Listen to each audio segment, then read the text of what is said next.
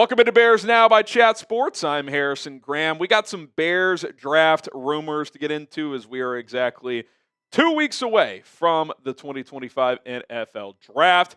Let's go ahead and dive on in here.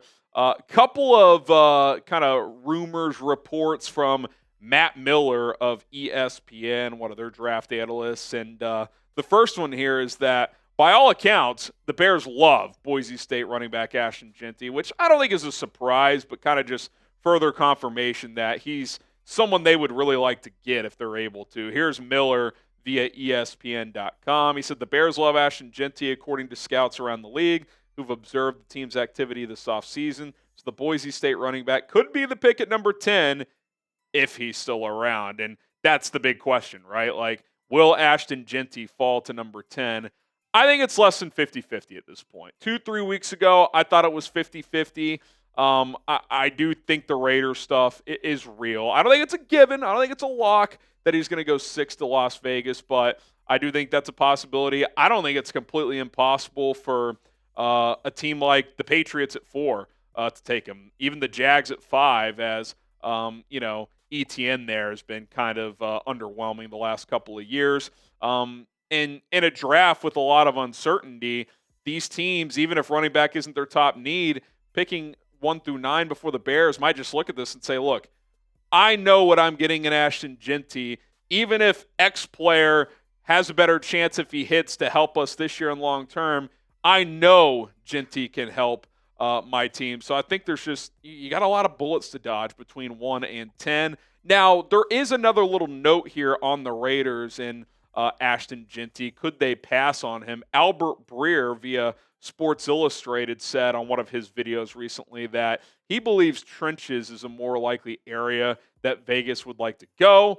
He said, quote, my feeling is that if someone like Mason Graham, Will Campbell, or Jalen Walker, who our Raiders Report host Mitchell Renz has mentioned for the Raiders as well, I think where they are right now, they build up the line of scrimmage. Now, I will say this.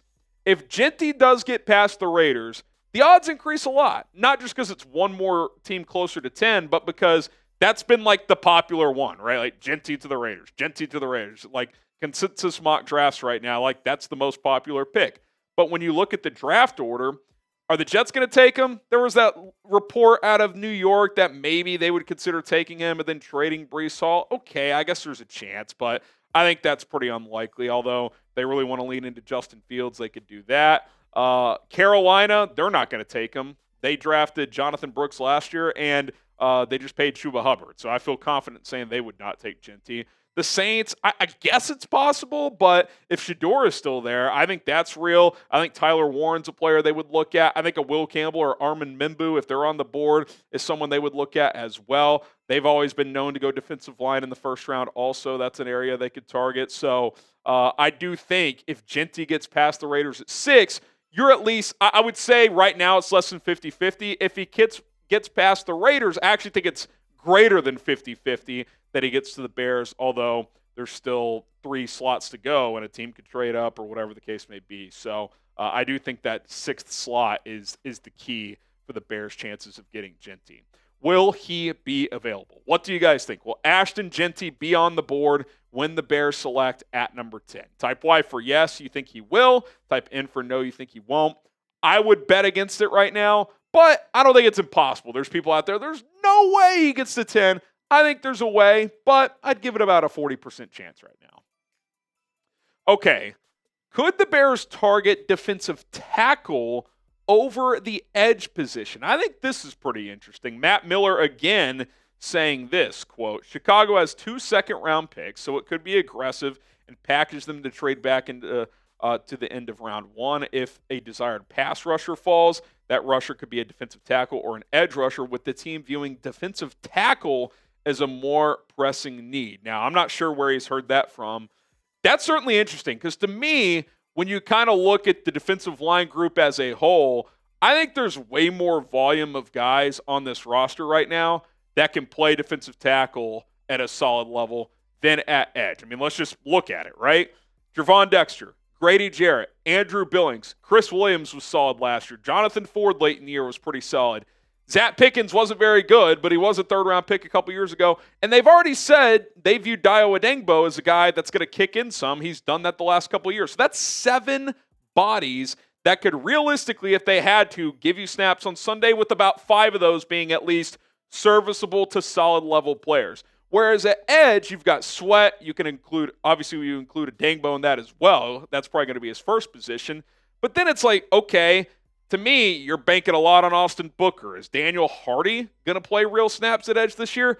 Dominique Robinson, like, I don't even think he's likely to make this team, although maybe Dennis Allen feels differently. Jamari Chroma, like, I look at this and I'm like, there's way more depth at defensive tackle. Now, I love this defensive tackle draft, and I think if the right player is there, depending on where they're picking, they should definitely consider that. But to me, I think edge is a position you probably need more, at least for this season. Now, potential theories on if this report is accurate. Maybe Dennis Allen is really high on Austin Booker. Maybe this staff polls, they still feel like he has a chance to be really, really good. And I definitely don't think they're punting on Booker. I mean, all the chatter last year was he probably should have gone back to school, so this first year is going to be kind of a red shirt type of season anyway. Like, no one expected him to come in and have 8 sacks last year, but I also think it would be egregious to be like, oh yeah, he's ready to be a starter or something like that. I think you're hoping he's a solid rotation piece this year, but maybe they're higher on him than that. Odeyingbo, maybe he plays more strictly defensive end, which I think they'll move him around. That's part of the reason you paid him, in my opinion, because of his versatility. But this last one is the one that's intriguing to me. We've seen him get some snaps at defensive end before and has actually had some success. Could Gervon Dexter kick out and play defensive end? He's 6'6". Dennis Allen has had 300-plus pound edges before. Cam Jordan's played at like 290. Gervon Dexter looked a little slim when arriving at Hallis Hall. Maybe their plans are to get him down to 290, 295, play him at edge and defensive tackle. Just a thought.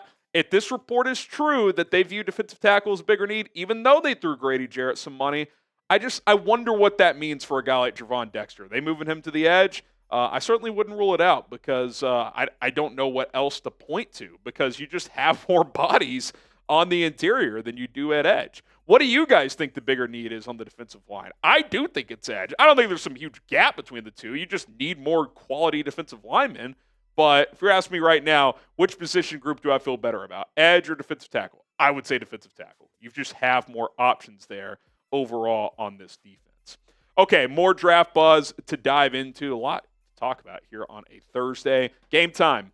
The proud ticketing sponsor of Chicago Bears Now is Game Time. Appreciate them for sponsoring Bears Now by Chat Sports, the official ticketing partner of this channel. Are you looking to go to a Cubs White Sox game this spring on into the summer? Love getting out to the ballpark and checking out the boys and hopefully bringing home a dub. Maybe Bulls Blackhawks game down the stretch. Look no further than Game Time. I've used Game Time for years now, and they are my go-to place for tickets to sporting events, concerts, comedy shows, and a whole lot more. Where Game Time really shines is with their last-minute deals. Often you can find tickets at a reduced price on the day of the event, even just hours or minutes before it starts.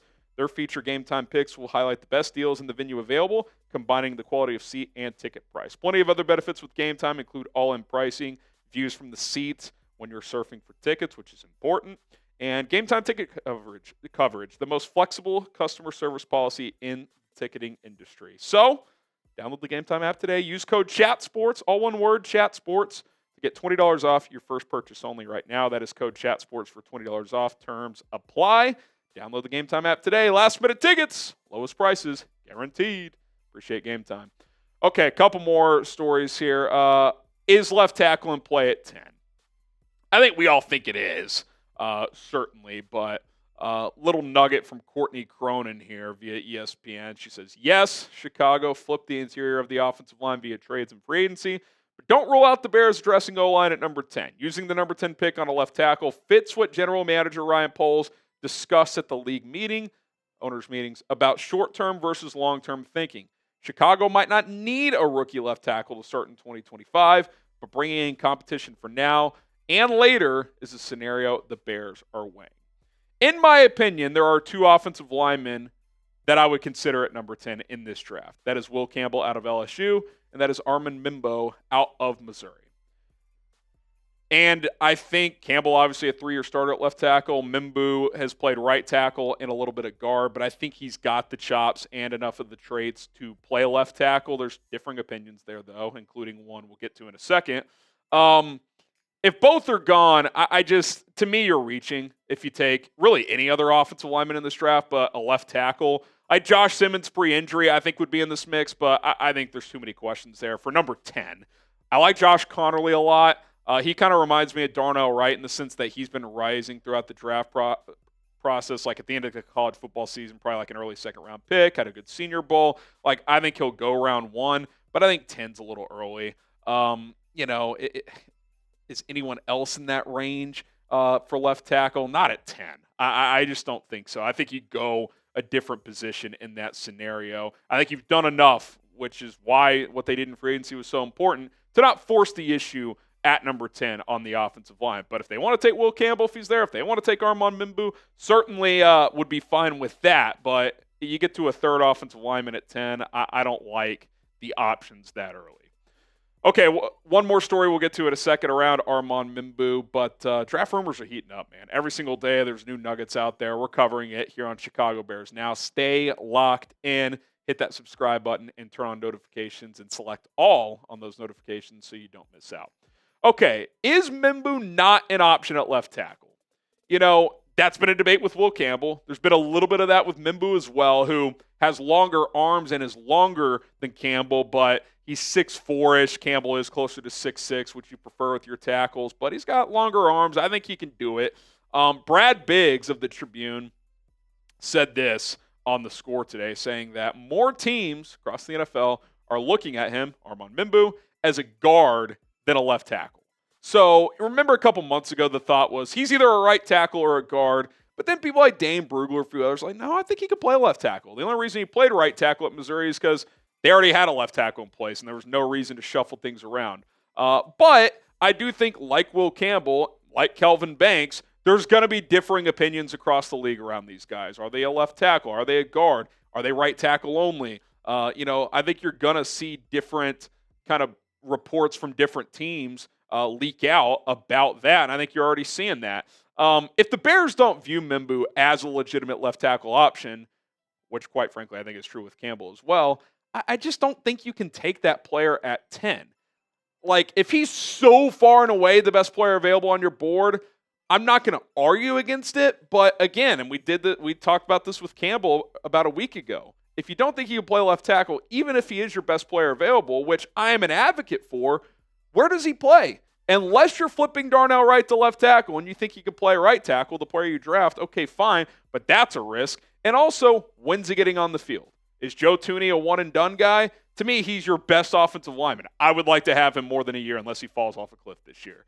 Sure, Jonah Jackson has had some injury issues the last couple of years, but you already gave him a one-year extension. Like, he's locked in beyond this year. So when is Membou getting on the field? When is Campbell getting on the field? If they aren't left tackle, at least potential options for the Bears, it's kind of a tough sell to me to take that player at number 10.